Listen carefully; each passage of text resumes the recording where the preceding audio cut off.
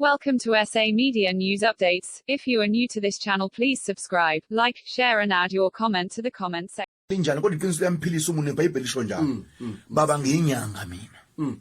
Izinyanga eziningi, angisho zonke.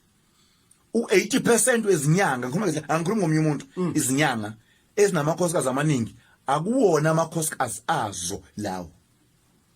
Usekhona. Akuwona amakhosikazi azo. Yebo. Siyavuma ukuthi mawungibona ubona ngathi lamakhosikazi awami njobe u8. Okay. Kodwa kuona wami. So khona imfihlelo engale. Khona imfihlo engale. Unkosikazi wami uyedwa.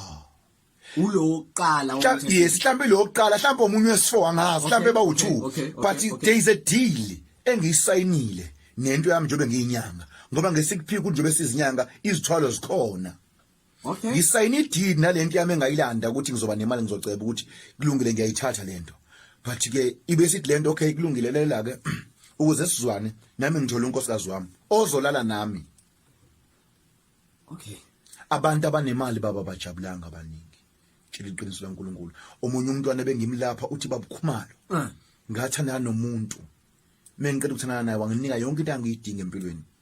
Mangifika kuyena endaweni ethize endaweni engengisho igama lami. Salala naye ngilandwe ngemoto efensi. Akana nkosikazi kana muntu but unomuzo omkhulu ohloniphekile. Mengifika la lo muntu endlini silala senzenziwa abantu abathana nayo. Uyasheshisa ngento ayenzayo ifast ngento ayenzayo as if uyabaleka lo muntu lo. Okay. So idlengane babukhumalo ngithi mina kulungile ile sengidle ngayo imali yakho ngoba unike boma 5000 boma 10000 so it's fine mekuthi kunomngane wakho omunye abazoshintshana naye ngami kulungile. Abantu bakwazi ayabe sifana kuphela nabantu besilisa abantu bakwazi ukucompromise ngeimpilo zabo ukuze babe nemali. Yes, udayise ngempilo yakho udayise ngempilo yamazalo wakho ukuze ube nemali kanti imali baba kuyona injabulo. Imali ayijabulisi wemkhulu mina baba imali nginayo. Hayi imali ayijabulisi baba. Uyabona imali ayijabulisi imali ayijabulisi umuntu.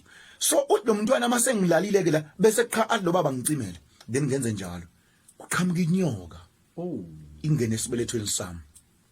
Imuncikazi izinyoka zesithwalo zithanda ukudla ingane ezincane zithanda ukudla igazi lesibeletho. Uthi lo mntwana ababukhumalo ngizwe ukuthi lento yangimunca ilimunca igazi liqede kwisibeletho ngiyiva ukuthi ngiyaphela igazi emzimbeni bese lo baba sekright seyijabulile umuntu wami. Ujabulisa lenyoka ngalo muntu lo. So ungathuswa ukuthi izinyanga zinamakhosikazi amaningi ucabanga ukuthi awazi wonke lamakhosikazi. Ayikho lonto. Ubhizi ufida lezi zinto. Ufida lento zakhe yes. Ukuthi izinyanga zifuna ukukhuluma iqiniso baba njengami. Ufida lezi izinto zakhe ngalamakhosikazi lawo. Baba uyabona isithembu mkhulu sinzima isithembu. Ye baba isithembu sifuna umuthi. Ake ngisho lokho sifuna umuthi isithembu. Uyabona mozokhuluma ngolimi lodwa nje uyadlala wena. Isithembu baba mina ngikhuluma ngothando. Uyaba umuntu mekuthanda akafuni nawe. Yeah, that's true. Yes, umuntu mekuthanda akafuni nawe. IBhayibheli lithi uNkulunkulu uyasithanda umuntu uyinhlamvu yeso lika Jehova. So uNkulunkulu mangabe sithanda sho ukuthi nje bese inhlamvu yeso lakhe uyacwayiza mecontents kaYesweni athi angifuni nomuntu wami. Nomuntu okuthandayo kunjalo. Umuntu okuthandayo ufuna ukukhuluma nawe njalo. Yeah, ufuna attention. Izoba ke attention lamakhosa zamangaka. Ayikho lo attention. Accepta kanjani ukuthi ubaba ufihla akekho namhlanje ukasibani? Uzobuya mina after 9 days. Uzobuya mina after 9 days uzobuya kumina. Isithembu ke baba sifuna umuthi yabona.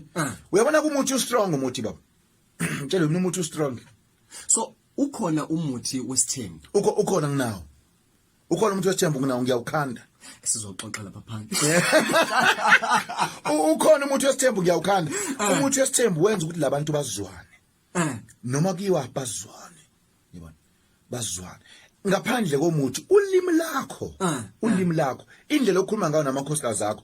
Uyabona amakhosikazi mangabe u7 waya kule 6 wathi kuyona hayi ngijabula mangabe nginawo ngijabule menginalawo abanye mina ngoba ubuxoki bisemajojeni isikhathi esiningi angijabule yabo usabona kumnandi kudliwa kahle kule muzi ovela suke lo munyazi thwale yes athi phinde ngijabula mangabe nami seyifile yonke lento yabona moya indoda enesithembu uba nemfihlo ukuthi mengilo wamuzi kenziwa njani mengila kenziwa njani mengilapha kenziwa njani and awufihli lutho but ngiyafusa ukusho lokuthi abantu besifazane abazi ukuthi indoda yakhe isihloniphile meke yaza kuwena yathi ngicela isithembu ihloniphile ngokwesintu angikhulumi ngesikole ngikhulumi ngomthetho waseSouth Africa ngokwesintu sethu unkosikazi wetshela ukuthwalela ke masibanibani ngenza ukuthi manje inkosi dala abantu befana babehlukumeza kame ngiyibuka lento mina mkhulu babehlukumeza umuntu esifana omnye weshade engafuni abantu besifana babethwalwa kudala bethwalwa uye kumuntu ungamthandi uthwalwa insizwa zihambe nawe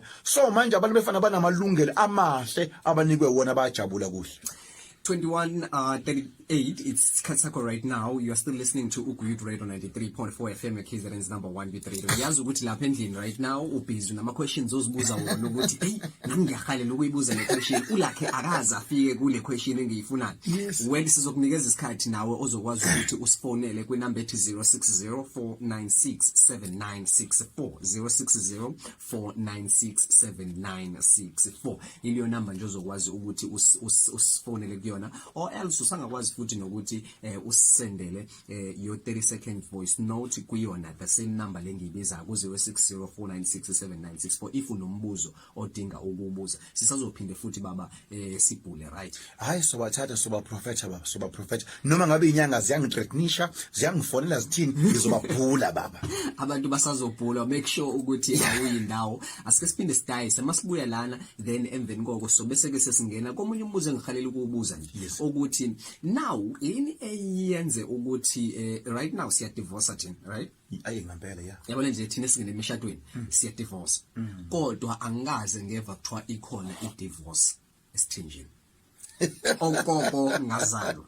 I know ngimncane kodwa angikaze ngeva kuthiwa ikhona i divorce esithinjini ukuthi umfazi ulo wahamba hayi angikaze ngeva kodwa sizoxoxa lo asiqale sidayise then sibese siya